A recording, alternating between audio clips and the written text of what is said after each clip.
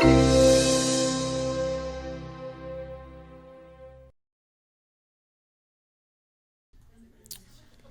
morning. Today I'm delighted to introduce our moderator, Jack Hidary. Jack was trained in neuroscience and AI, and then started several companies, including Dice.com, which he took public and remains public, and is a leading tech job board to this day. Jack has been involved personally with microfinance for many years, both in the US and abroad, and has been named a global leader of tomorrow by the World Economic Forum at Davos. Here at Google, Jack is at Google X, where he is the Quantumagician and helps lead machine learning. Please join me in welcoming Jack Hidary.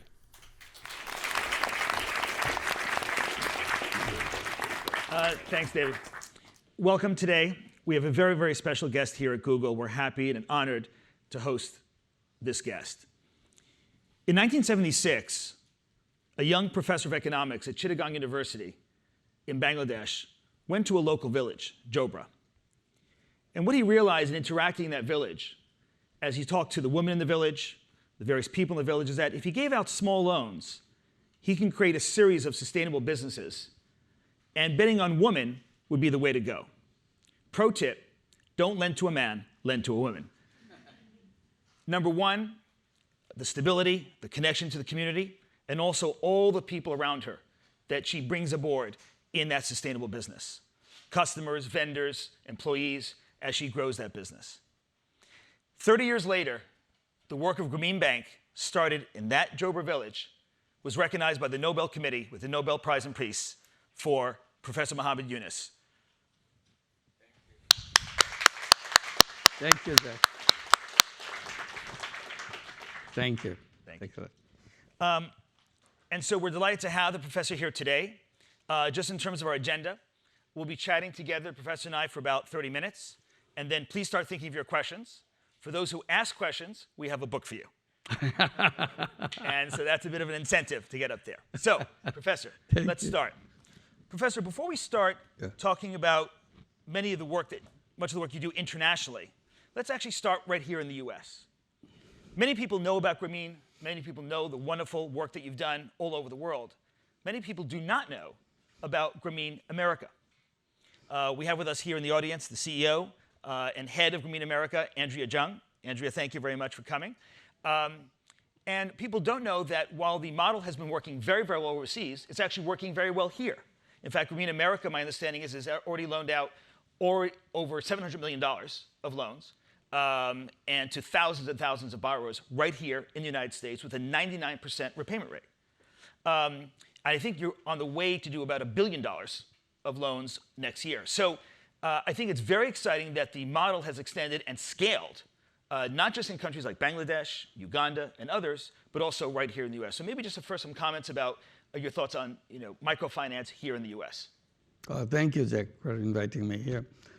Actually, I'm just coming from San Jose branch of Grameen America right here. So it's not New York or someplace else right next to home.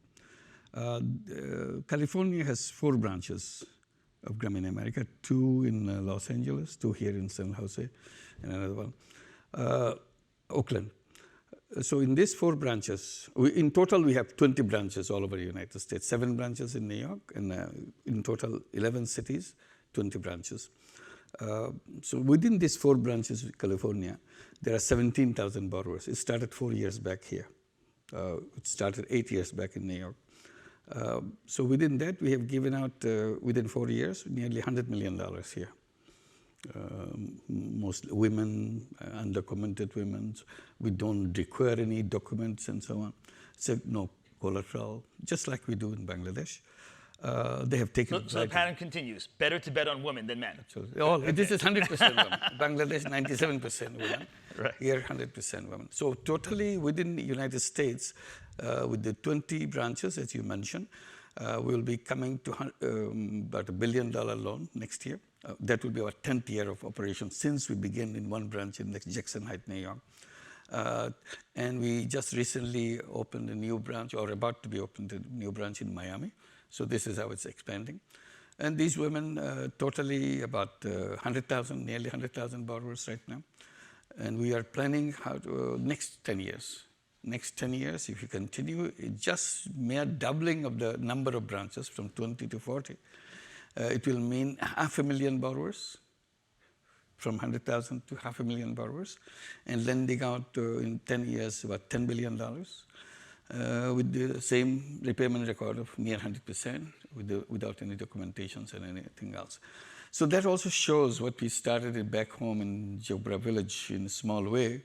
Not only had expanded globally, it reached out to countries like the United States, a difficult life of the people, even the inner cities, Sure. of every city that you have. Everybody says we have lots of poor people and invite us to do that. Our problem is we don't have a banking license in this country, so we cannot take deposits. That would allow you to scale even further. Absolutely, we can Yeah. go unlimited way. So until then, we have to have money from somebody else to lend out money. To reach $10 billion in 10 years next 10 years, we need $250 million.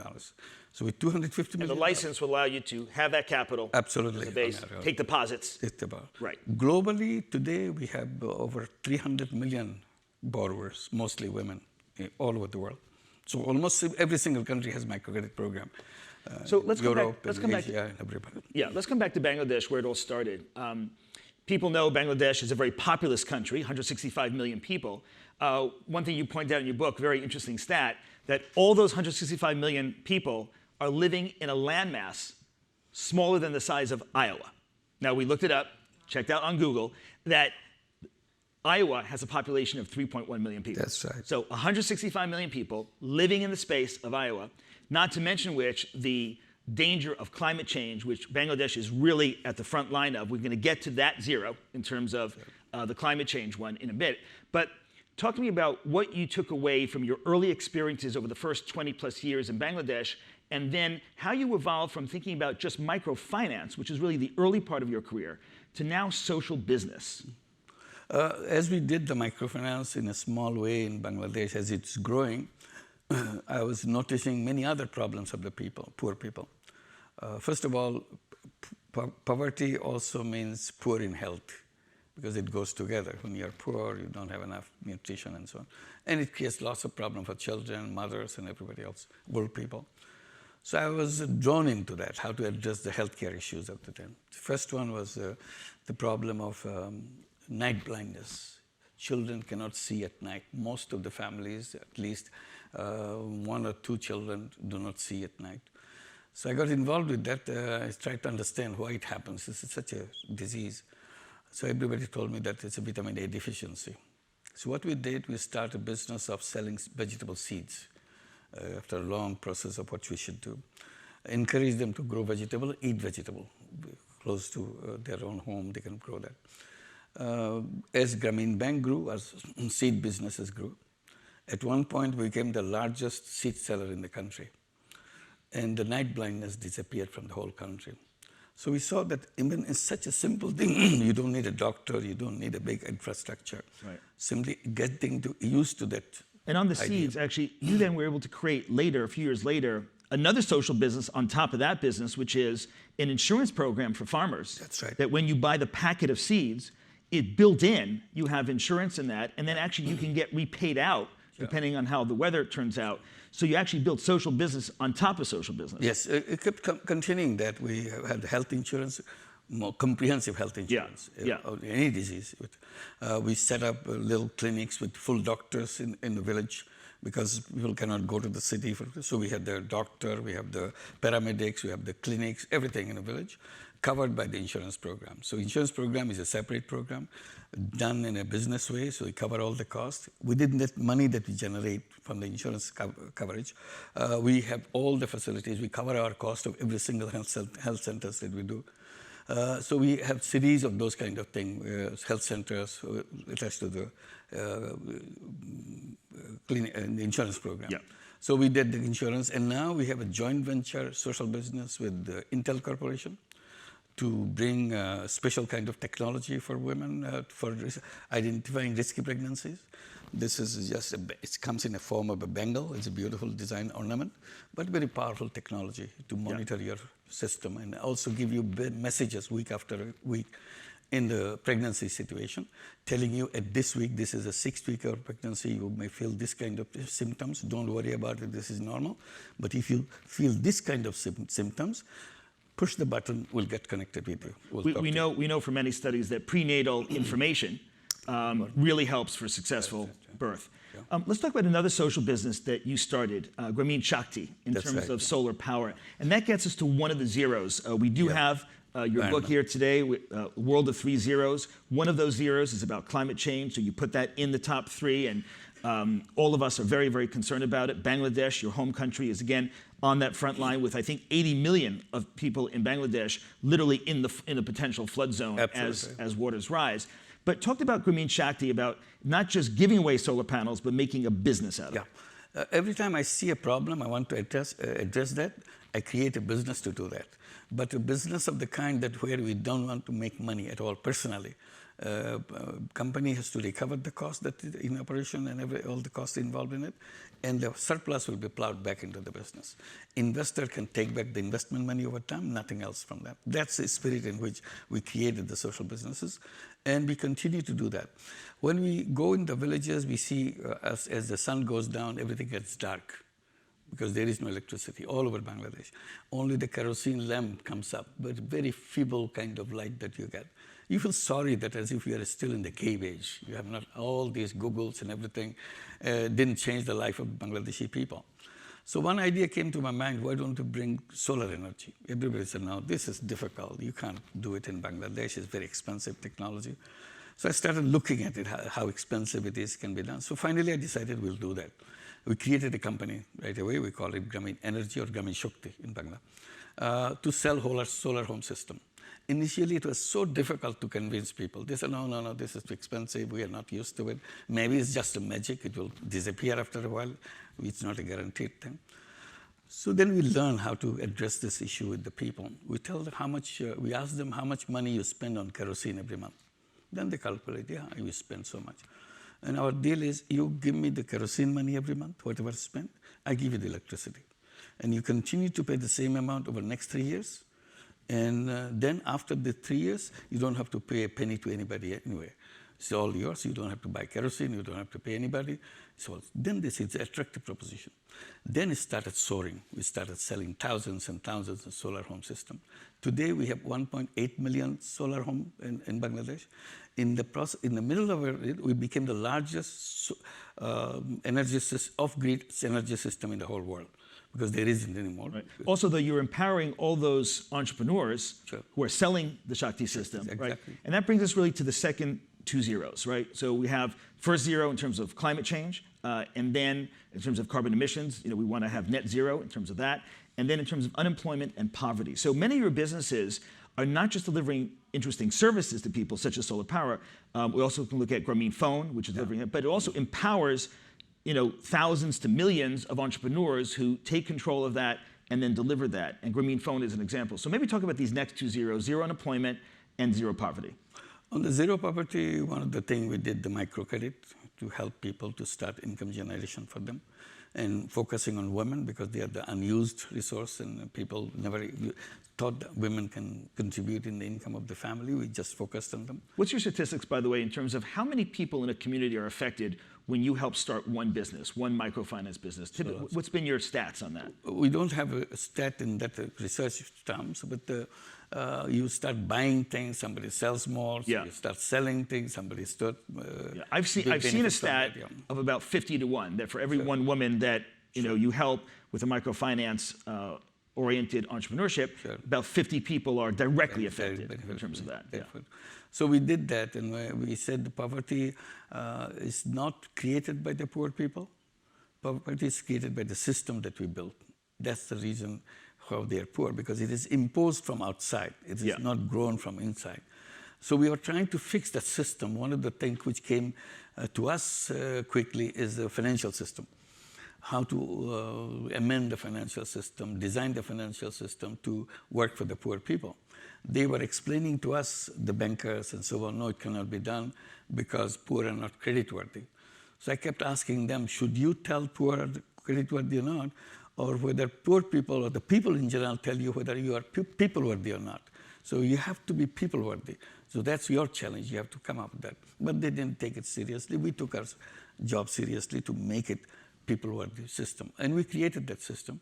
And it works not only in Bangladesh, globally. Today, Grameen Bank within Bangladesh has over 9 million borrowers. 97% of them are women. And they own the bank.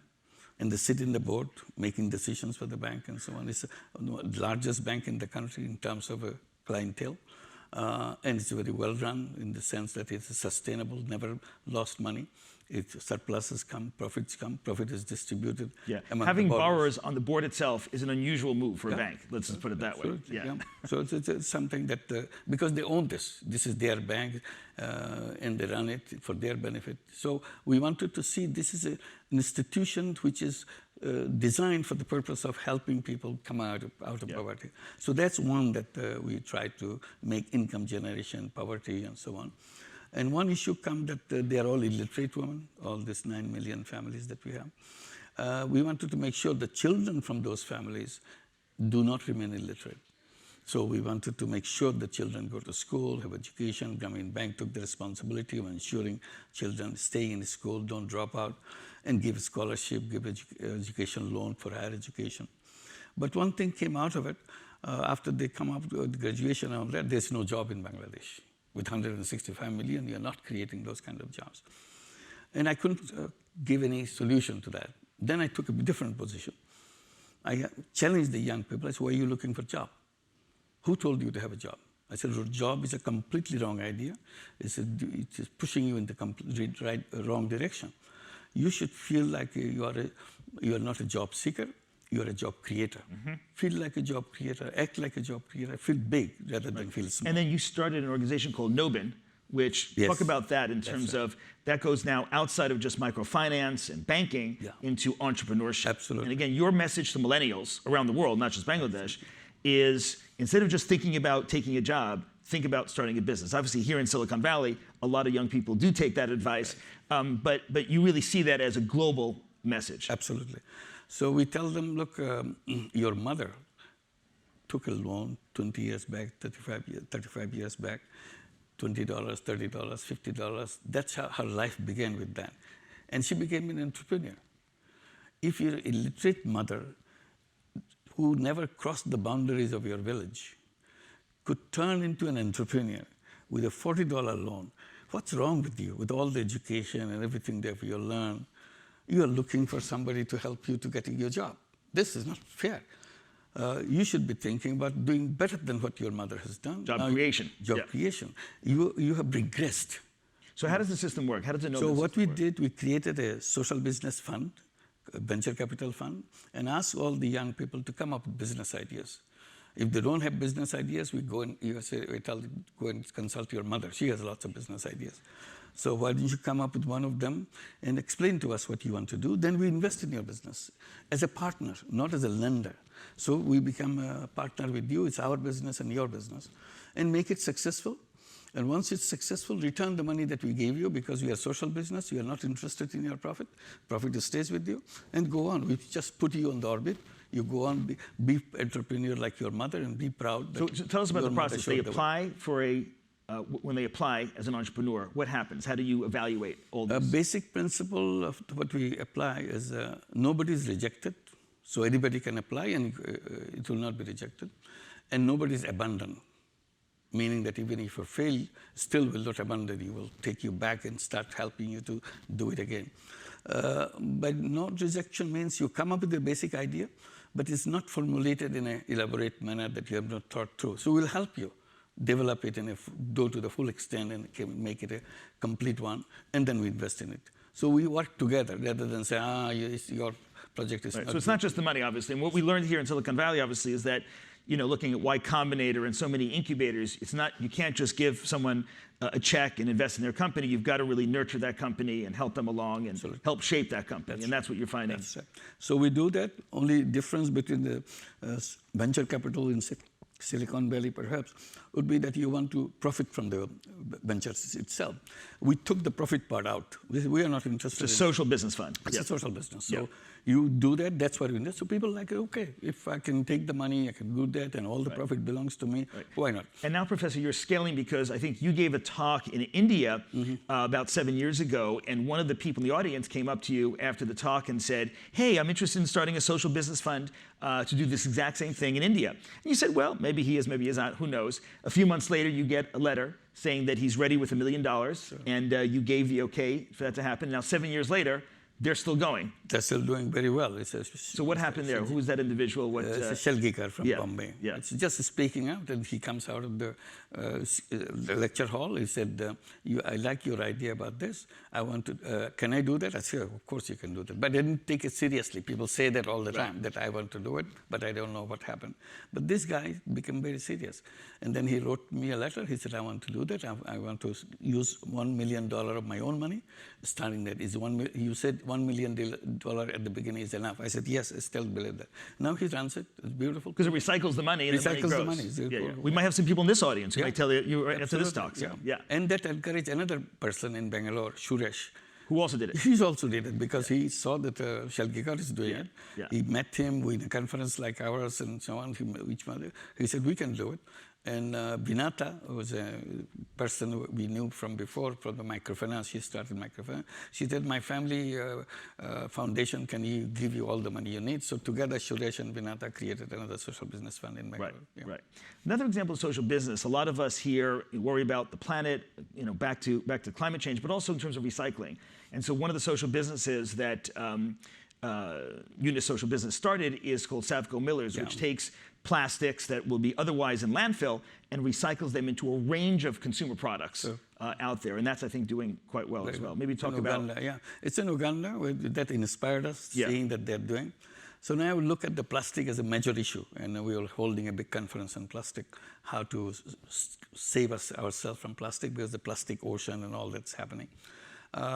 So how to take this waste plastic and gather and recycle them into making it long-lasting products like furniture, like utensils, and people can use, so that they do not end up in clogging the rivers, clogging the oceans, and so on and so forth. And then it's a difficulty of waste. Plastic waste is it's now coming to our food chain, to fish eating them, and they cannot digest it, sitting in the stomach, and we are catching them, and it passes on to us. And even our water system in many cities have very fine fibers of plastic coming into many cities now. So it's a dangerous signals already. So one of the things that we are doing, as an example, learning from what we did in Uganda, take Mekong River in Vietnam is also filled up with lots of plastic.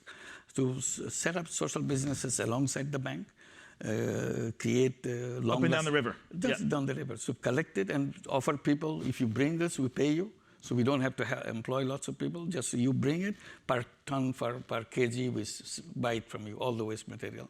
You can bring it from your homes. You can bring it from the rivers. So we keep on giving it recycle and make furniture, housing materials, so that people can use it as a housing materials and so on. So this is something that we are going to launch and encourage everybody else. Plus, be aware of plastic, what you do, particularly in packaging materials, particularly in water bottles and straws, which is the dangerous part of the plastic thing. So we see it's possible if you keep your mind in a creative way to address this issue, at the same time asking the producers and the users, be careful, don't use it, use something else, or asking the chemists to come up with biodegradable plastics rather than the one which is non-degradable. Great. Let's come back to where it all started, back to microfinance. I want to talk about banking and microfinance now. What's interesting is that here in Silicon Valley, there's been a number of startups who said many people cannot get loans because they don't have traditional credit, right? We have a credit system in the US of a credit score, one of 3 big credit agencies, and if you're not on there and you don't have a great credit score, you can't get a loan. And so these startups said, we have a brand new idea. Our idea is we're going to use your social reputation, we're going to check out social media, we're going to use other things like that. And of course, that's not a very new idea at all, because you started that 30 plus years ago. But they actually have been successful, and their repayment rates are very high. because they are using these alternative ways of finding that. But in terms of the large banking infrastructure, the large banks of the world, what has been their current stance towards microfinance? You've proved it.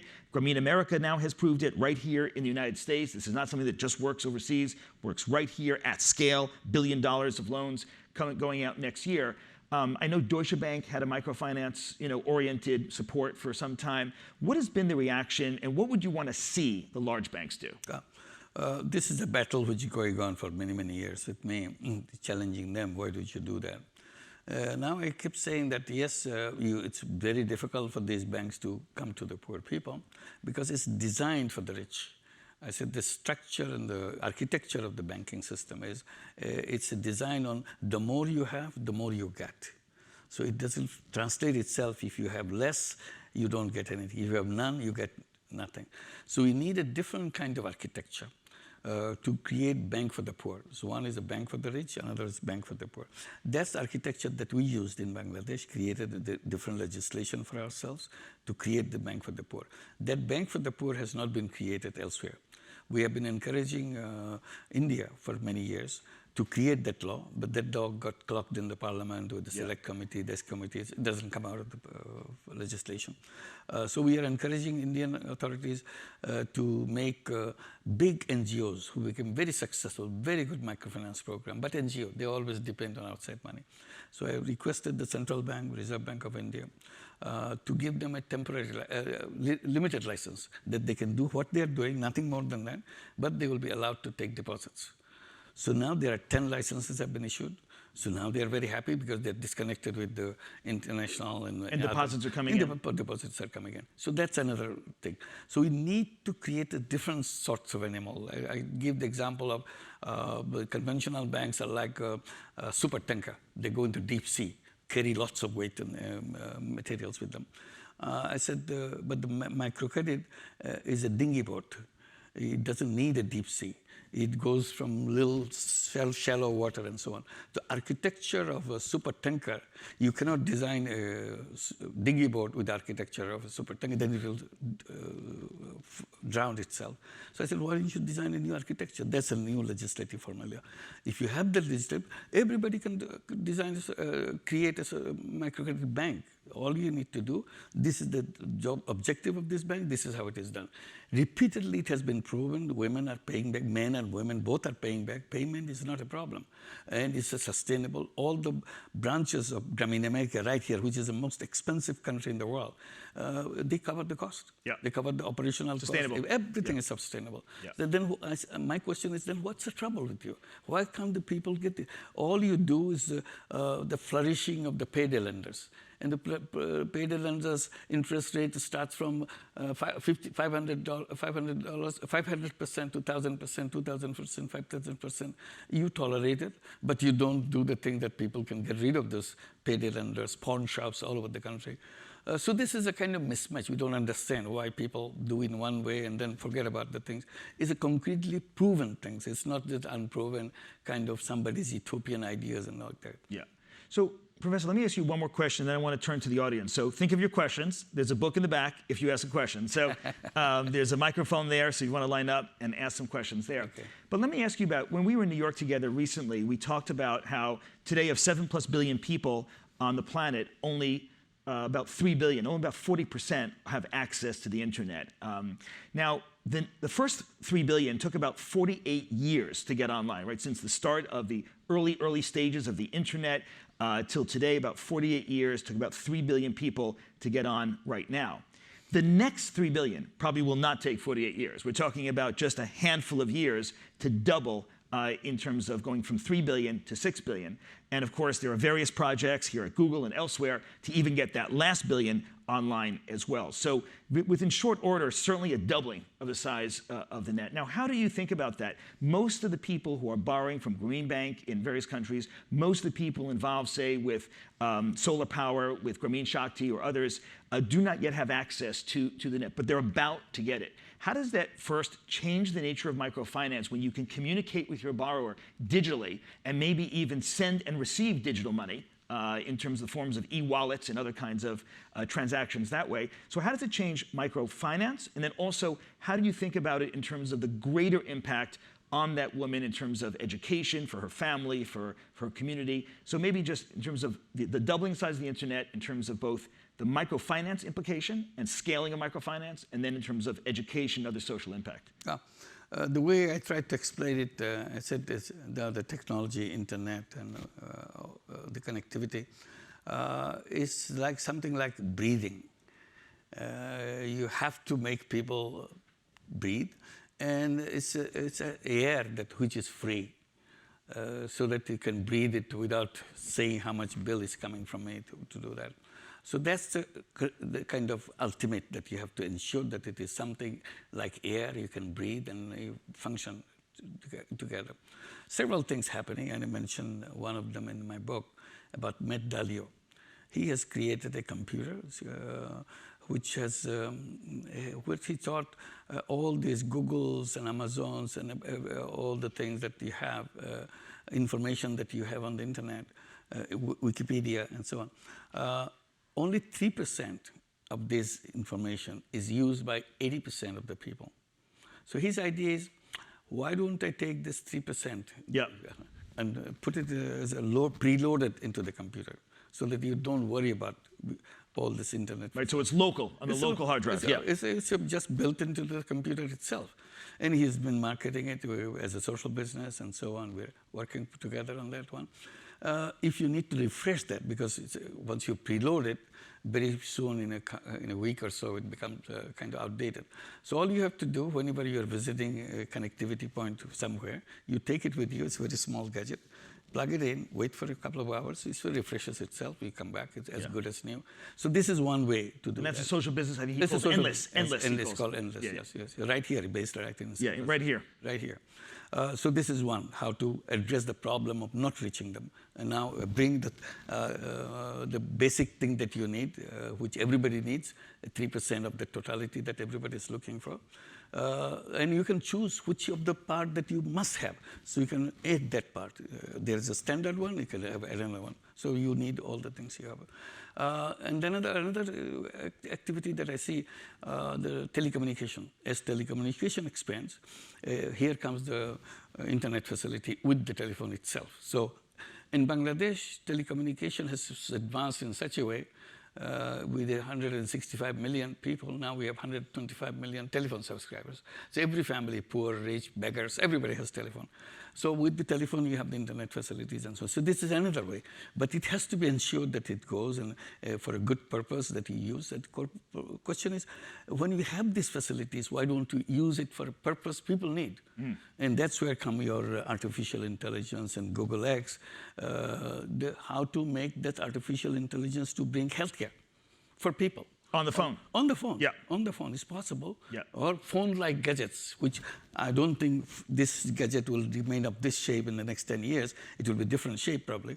But whatever that gadget which brings all the information, all the communications, everything in that gadget, also healthcare services that you get, your body is monitored all the time. And if you have any symptoms of any deviation from a norm, it will be immediately warning you what needs to be done so that fix it, so that you can protect yourself by prevention, rather than let it wait for 10 years and it becomes a complicated disease. You are running around, there's no cure for it. Yeah, particularly because the mobile phone, as you're pointing out, is going to be the primary, if not the only connection that the next 3 billion will have to the internet. You look at a startup in London called Babylon, which is delivering today AI-based healthcare and triage to about 1.5 million citizens in the UK, officially by the National Health System there. And so you can see this is becoming a reality. That becomes portable to these kind of phones to deliver healthcare, as an example. So I'm saying that if you focus on the objective, that it's for something to solve people's problem, remove the money-making part of it. I'm sure you can have a money-making part in business, but his business is not any intention of making money. Suddenly, your eyes open up completely. You see things which you never saw with the glasses of the dollar sign glasses.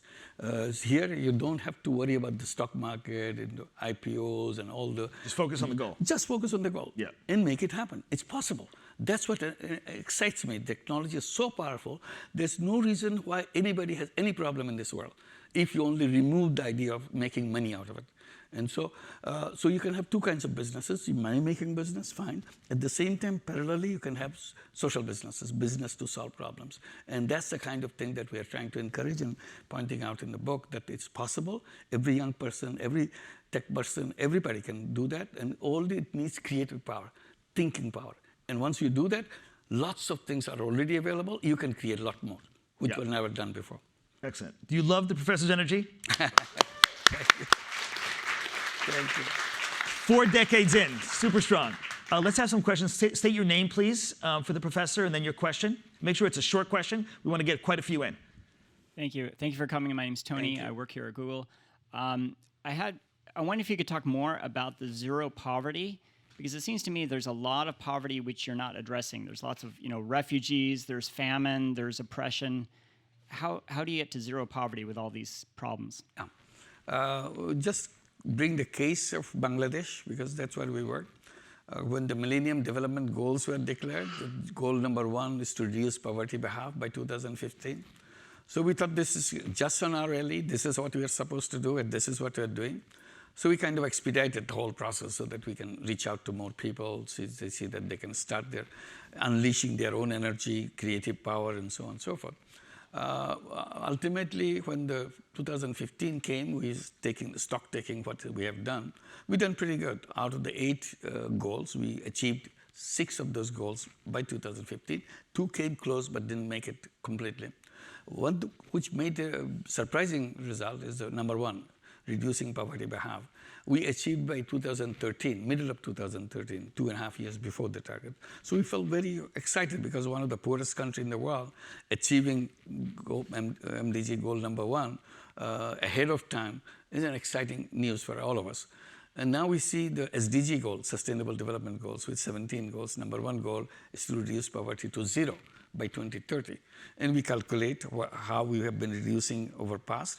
And we see at the speed that we are reducing poverty, if we continue at this speed now, we will be reaching zero poverty before 2030. So this is kind of statistical measurement issues and so on. But you are right, there are many special groups, refugees and displaced people, war-torn people, all kinds of people with the difficult to function, the disabilities and so on. How do you address that? So that's where you have to be creative to bring that. Just because the refugees, they are not maimed people. They are fully energetic people. And there could be social businesses in the refugee camp also. Absolutely. I'm saying the refugee camp is a whole society by itself. There are doctors, there are engineers.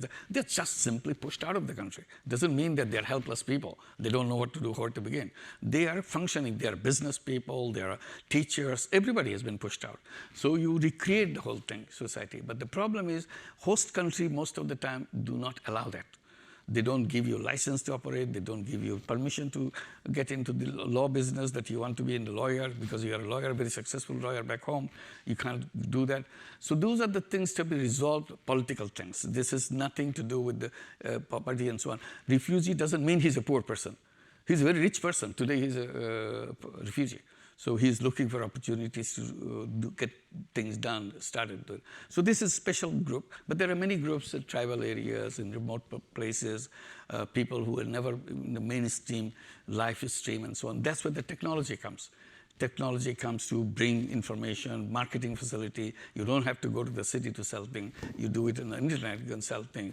Design business to make it happen. That's what we call it, social businesses and so on. And also bring education. You don't have to go to Harvard University to learn. I said Harvard University or university anywhere in the world, top universities, they will be everywhere in the world. You see, even if you're remote, the most brilliant student in the Harvard probably will be someone in a remote village in a remote country in Africa. He's a brilliant student, but he's performing. He never left his country, but he's performing because he's attached to it. That's the technology is making it happen. Today, everything is possible provided we address this issue, not for making money. Then it limits yourself. You don't want to go to the places where your profit is not as much as somewhere else. So you start comparing. When social business, you don't compare. Here, there is a problem. Here's the solution. We come with the solution. Only thing you want, it has to be sustainable. And make sure your cost is as low as possible so that people can afford it. And make sure that it's effective, it's efficient, and you can continue to improve on it. Professor, let's have some more questions because we have quite a few people. Let's have a quick question. Rapid fire. I'll try. Okay. Your My name? name is David Karam. I'm a product manager in machine intelligence. A major concern for us is that we're replacing many jobs with automation. Another is that algorithms are inheriting our biases.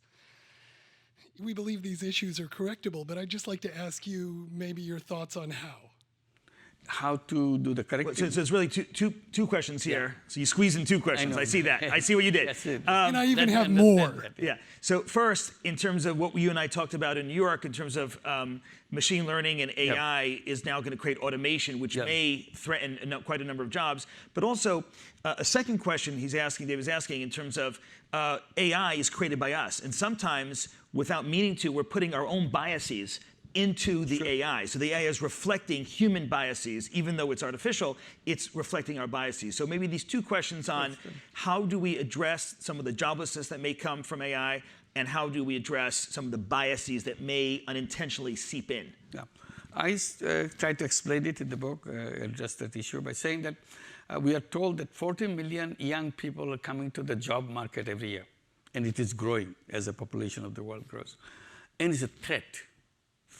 Existing unemployment and the threat of the technology and all this existing, now 40 million young people coming every year to the job market. I interpret this in a different way. I see 40 million young entrepreneurs entering into the world. It's an exciting news.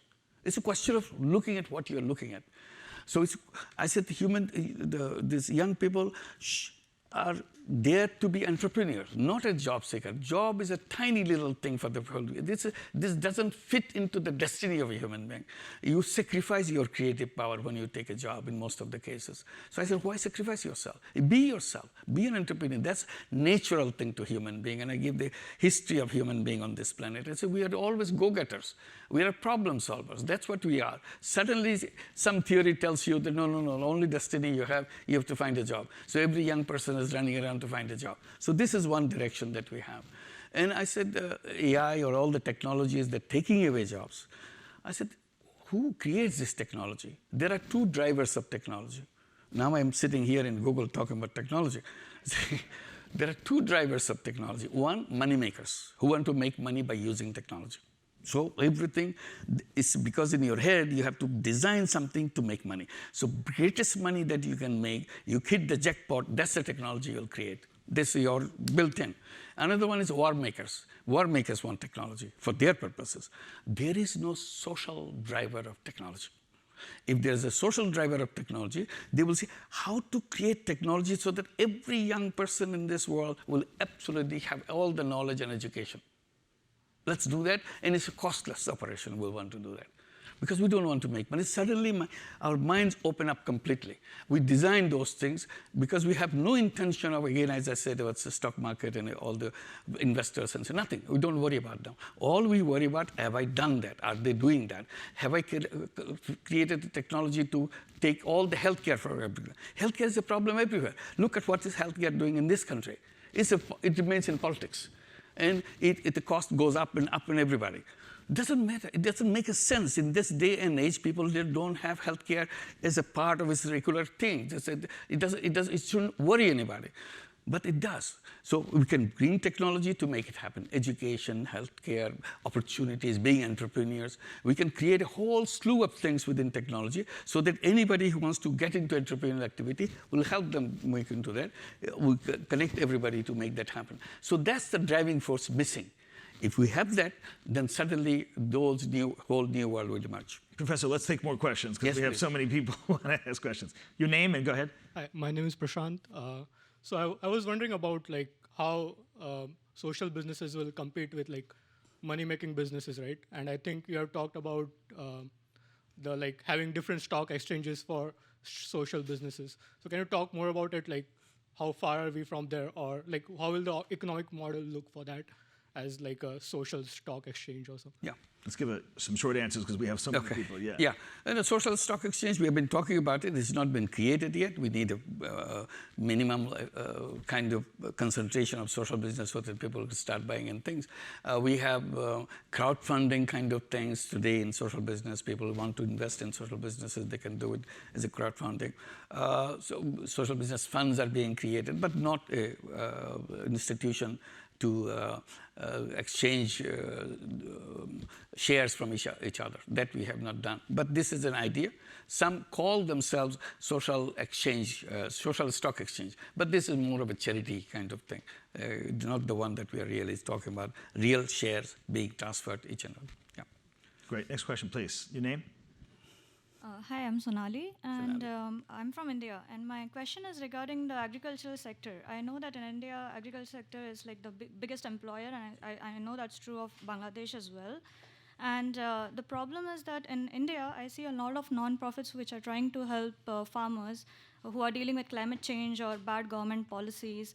And usually what happens is that they are able to deal with them, but whenever there's climate change or something, it's causing the farmers to actually abandon whatever their primary occupation is, and it's leading to urban migration because they go and seek jobs as construction workers. And I know that's true of Bangladesh as well, where a lot of people are, working in these cloth factories, which also have like a big, garment factories, right? And he threatens that it will be over. Right. So No my more question, garment Not me, but something out there. Yeah. Yeah. So, Yeah. so so my question, bring us to your question. So my question is that even if you build up a social enterprise and you're kind of funding and enterprises which are very susceptible to, say, climate change or government policies, how do you deal with that? Quickly, to respond to that, you have been talking about NGOs and non-profit, not-for-profit organizations. Yes, they have their own way of doing that because we try to bring it to a business formula, so that you are responsible, you make sure your cost is covered by your operations so that you sustain yourself, continue in business, feel uncertainties of NGO world because funding has to be done from outside every year to keep you running. So agriculture is a fantastic area for social business. And we see everyday examples. There are many examples in the book also that what can be done. And one example is quickly, one company, big company, was involved in potato, got interested in social business. We did that. Then what he did, he created a new social business in Europe. 30% of the vegetables grown in Europe are thrown away. What is their crime? What did they do wrong? They are not shaped in a way the consumers will be interested. A cucumber fat on one side, thin on the banana is the wrong angle. The wrong angle. Yeah. It's in the industry. It is known as ugly vegetable, and that ugly vegetable happens to be 30% of the total vegetable production. So what this company has done, created a new social business company. Absolutely nothing to do with making money for themselves, to solve the problem of throwaway good food. So they buy up all the throwaway vegetables and chop them up and make nice little packages calling them ready-to-cook vegetables. So you didn't know when you were eating it that it was an ugly fruit before. Whether it's ugly or non-ugly, the shape doesn't matter when you chop them up. So people like it. It's very cheap because it came from a very different source. So this is one area that how to protect from the wastage. And marketing is always a big problem in agriculture, everywhere, all over the world. Coffee growers don't get the money that coffee drinkers are paying for. It's a comparison is an unbelievable comparison. It's a penny versus several dollars kind of thing. Cotton growers don't get the money what the cotton consumers are paying. Similarly, cocoa growers don't get the money what chocolate eaters are paying them. So we create a social business in the middle. We take the coffee from the growers and sell it in the ultimate market. Whatever processing is needed, we do that and bring the money back to the growers. Because we are social business, we are not interested in making money. We are only solving your problems. That's it. Once you have that idea, this is a very, very simple idea. You can make a more interesting thing to make that happen back and forth. So the problem of marketing, this is a huge problem. Wastage is a big problem. How to make wastage, save this wastage. In many forms, I gave one after the production, before the production, and after the eating, there is a lot of product. There are also waste in the industry. agricultural industries, lots of ways. And you can create social business to bring it back into the good food chain. So it's a question of where our mind goes. If there is a problem, if our mind goes in a simple way, removing all the hazy ideas of profit making into that, then suddenly you see in a very transparent way. And your creativity comes into action. You create a business which not only works in this tiny corner of where you are working, suddenly it becomes a global, because the problem is everywhere. Whether you are working in India, whether you are in the USA, in Africa, doesn't matter. And amazing things. Similarly, from the agriculture, you move into the forestry. Today, deforestation is the standard in everywhere. You can turn it completely around, because forestry is a very good income generating activity. So if you see that possibility, and instead of leaving forestry as a Ministry of Forestry in the government, nothing will happen. Nothing will get done. It will get on deforestation. If people say, no, we want to keep the forest, we want to make sure the forest grows, we want to make sure deforestation is reversed into afforestation in a social business way, it's possible. It's a question of changing the mind, that's all. Thank you, Professor. Next question, please. My name is Dan. Are there barriers to creating social businesses, either in Bangladesh or maybe in the U.S. we're more familiar, like that are preventing people, either legal, or do we need encouragements? And like, because obviously we have lots of nonprofits, which is a different model, but probably a lot of people who are doing nonprofits, would they be better doing social business in some cases? We don't face any hostility. That, oh, you're social business, you're taking away my business. Nothing like that. Because in most of the cases, there is none operating in that. For example, we want to bring clean water to the villagers as a social business so that they can drink clean water. We do that because nobody else is there. Even the profit makers is not there. Yeah. Are there legal barriers like in the No, US? no. We said all the laws that are existing, we follow the same law. We don't want to violate any law. We proceed with all the regulatory authority restrictions and so on. We don't want to disrupt anybody's work. We want to play in the same marketing place, no problem. If somebody is already doing it, we applaud them, you are doing it, but we want to do it, make it cheaper for the people that you cannot reach. That's fine with us. So we don't see anybody is taking away our business, because we don't want to protect our business, because we are not here to make money. When you make money, then you see as a kind of somebody who's competing with you, taking away something. We say, you want to work, we want to work to solve problem. You want to make money, go ahead, make money as long as you can, but we are coming to make it cheaper, better for people who are not reached by you. Yeah. That's all we want. Professor, here in the U.S., we've seen the rise of the BCorp movement, which is exactly, Dan, to this point. Because when you start a C Corp or traditional LLC, there's certain responsibilities you have to your investors, and there's this expectation of dividends going out of the company on a typical basis. The B Corp allows for more of a social business structure, started in Vermont initially, but now has spread to a good number of the states across the U.S. because companies are incorporated at the state level, not at the federal level. And we're seeing a lot of good traction with the B Corp model, which is one of the primary social business models out there. So I think we're seeing some good initial traction, and it does help to smooth out some legal difficulties that if you try to C Corp social business, you might have some issues. So some good signs, I would say. Thank you. Thank you. Next question, please. We're just moving through these. This is good. Yeah, good, Professor. Going back to giving out loans to women only, I was curious if it's because you tried the same model with men first and you weren't getting the money back, or kind of where was this decision in the trial and error? And then also sub-question is of these businesses that these female entrepreneurs started either in Bangladesh or around the world, was there a common trend in the businesses that they started or the ones that were successful? Or like what types of businesses were successful? Yeah. On the men-women issue, that we started this in Grameen Bank when we just a little initiative in one village in Jobra, which is just next to the university campus. I have been criticizing the bankers a lot. I was very nasty towards bankers in Bangladesh, criticizing them that they are wrong, their design is wrong.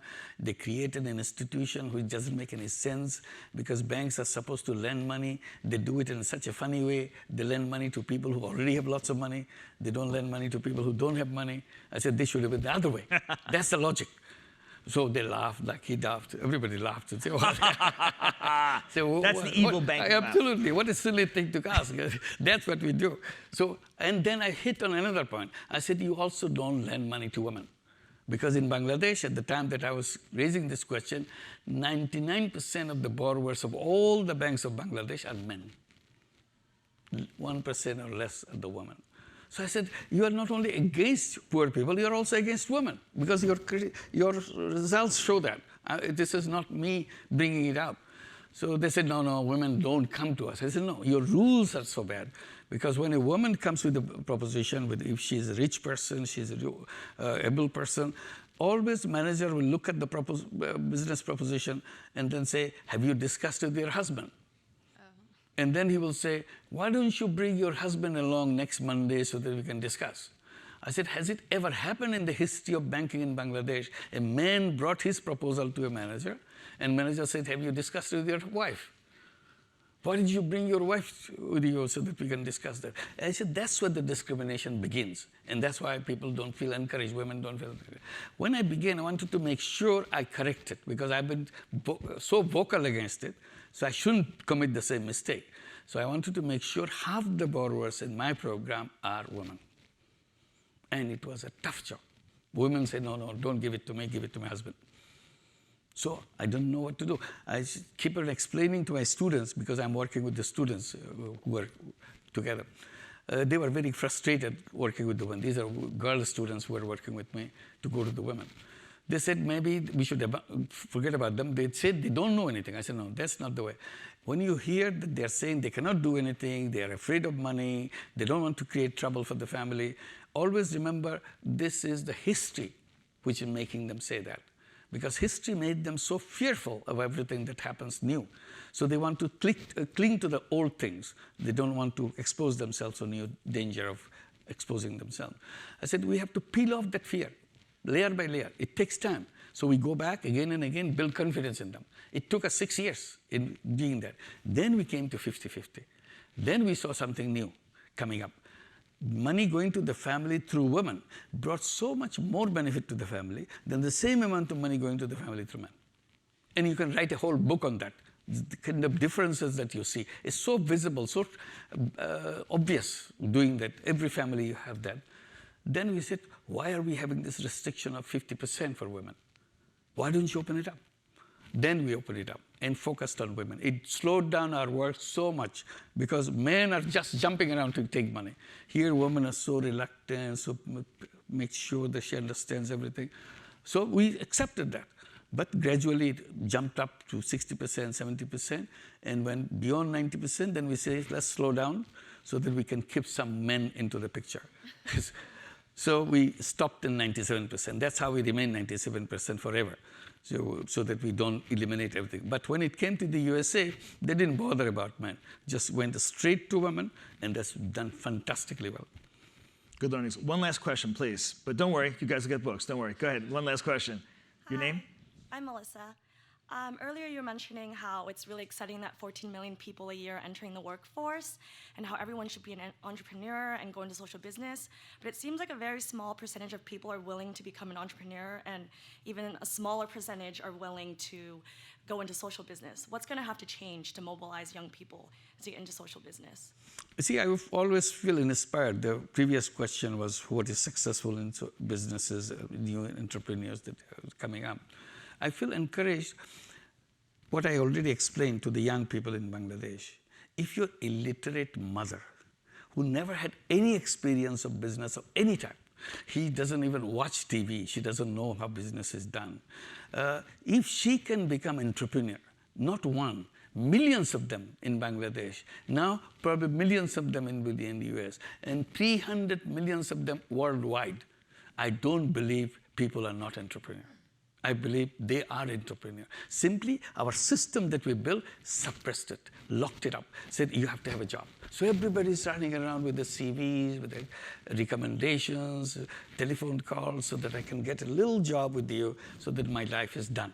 I said, that's not what the human beings are created for. It is wrongly designed. Our mind is twisted around to make us believe that job is the only thing that we have to do. Our education system is twisted around. Our family conversation are twisted around because that's what the theory says. You are born to work for somebody else. I said, we are not born to work for somebody else. I'm a free person. I do things on my own way. I unleash my own energy, own creative power. So once we establish that, everybody will be entrepreneur. So why did all these women become entrepreneurs? Because you put the money on the table. That's the only trick we played. When you see money on the table, I said, why am I sitting around? There's money, I can do something. So today, that money doesn't exist. In the schools, in colleges, you traditionally see recruiters coming from different companies. You see that all the time. And see which recruiter you can discuss, see how you can get a job in that company. No financier comes into the campus saying that if you want to be an entrepreneur, this is what facility we give, this is our social venture, this is this venture, this is that, we are better than anybody else, even if you fail, it's okay for you, all kinds of attractive offer there. Nobody comes. So I don't know, how do I become an entrepreneur? In empty hand, you cannot be an entrepreneur. You need some money in your hand. And the financial institution is responsible to provide that money. I said, in order to catch a dollar, you need a dollar. Without the first dollar, you don't catch the next dollar. But nobody gives that first dollar in the hands of an unemployed young person. That's the thing. You may have a most brilliant idea of business. You go to any bank, any investor, they will just throw it out. Who are you? That's the trouble. Professor, it is an honor and pleasure to have one of the true visionaries of our time here with us today. Please help me thank Professor Muhammad Yunus. Thank you. Thank you. World of three zeros. We have some in the back for the questionnaires. Thank you very much, Professor. Thank you. Thank you. Wonderful.